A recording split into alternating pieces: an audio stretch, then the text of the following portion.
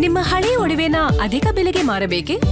ಅಟಿಕಾಗೆ ಕಾಲ್ ಮಾಡಿ 8803000300. Attica gold company. Meta ಸಂಸ್ಥೆಗೆ shock ಕೊಟ್ಟ ಕೇಂದ್ರ ಸರ್ಕಾರ. ವಾಟ್ಸ್ಆಪ್ ಯೂಸರ್ ನೇಮ್ ಫ್ಯೂಚರ್ಗೆ ಬ್ರೇಕ್ ಆಗಿದೆ. ವಾಟ್ಸ್ಆಪ್ ಸುರಕ್ಷತೆಯ ಬಗ್ಗೆ ವರದಿ ಕೇಳಿ ಐಟಿ ಸಚಿವಾಲಯ.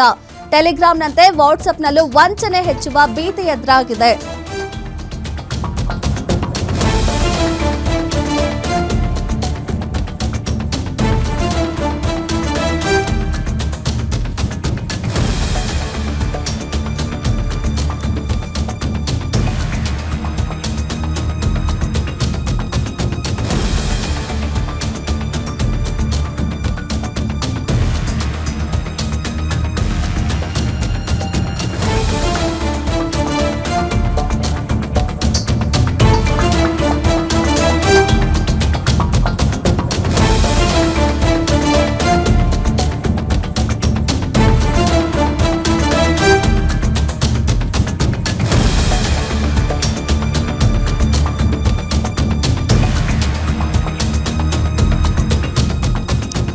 ಮೆಟಾ ಸಂಸ್ಥೆಗೆ ಕೇಂದ್ರ ಸರ್ಕಾರ ಶಾಕ್ ಕೊಟ್ಟಿದೆ. ವಾಟ್ಸ್ಆಪ್ ಯೂಸರ್ ನೇಮ್ ಫ್ಯೂಚರ್ಗೆ ಬ್ರೇಕ್ ಹಾಕಿದೆ.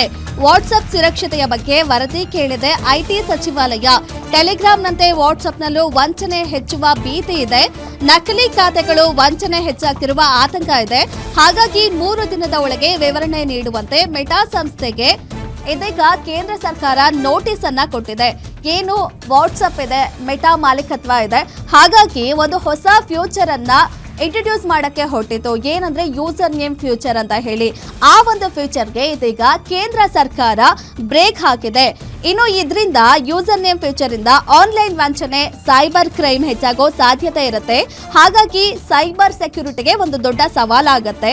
ಹಾಗಾಗಿ ಏನಿದೆ ಇದ್ರ ಸುರಕ್ಷತೆ ಏನಿದೆ ಇದ್ರ ಬಗ್ಗೆ ವಿವರಣೆ ಕೊಡಿ ಅಂತ ಹೇಳಿ ಇದೀಗ ಮೆಟಾ ಸಂಸ್ಥೆಗೆ ಕೇಂದ್ರ ಸರ್ಕಾರ ನೋಟಿಸ್ ಅನ್ನ ಕೊಟ್ಟಿದೆ.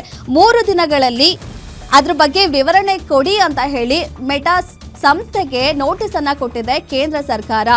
ಇದರಲ್ಲಿ ಫೋನ್ ನಂಬರ್ ಯೂಸ್ ಮಾಡದೆ ಓನ್ಲಿ ಫ್ಯೂಚರ್ ಅಷ್ಟೇ. ಏನು ಇವಾಗ ಫೇಸ್ಬುಕ್ ಇದೆ, ಇನ್ಸ್ಟಾಗ್ರಾಮ್ ಇದೆ, ಟೆಲಿಗ್ರಾಮ್ ಇದೆ, ಓನ್ಲಿ ನೇಮ್ ಯೂಸರ್ ನೇಮ್ ತಗೊಂಡು ಅದರಲ್ಲಿ ನಾವು ಕನ್ವರ್ಸೇಷನ್ ಮಾಡ್ಬೋದು. ಈ ರೀತಿಯ ಒಂದು ಫ್ಯೂಚರ್ಗೆ ಇದೀಗ ಮೆಟಾ ಸಂಸ್ಥೆ ಮುಂದಾಗಿತ್ತು ಈ ಫ್ಯೂಚರ್ನ ಇಂಟ್ರೊಡ್ಯೂಸ್ ಮಾಡಕ್ಕೆ. ಆದ್ರೆ ಕೇಂದ್ರ ಸರ್ಕಾರ ಅದಕ್ಕೆ ಬ್ರೇಕ್ ಆಗಿದೆ.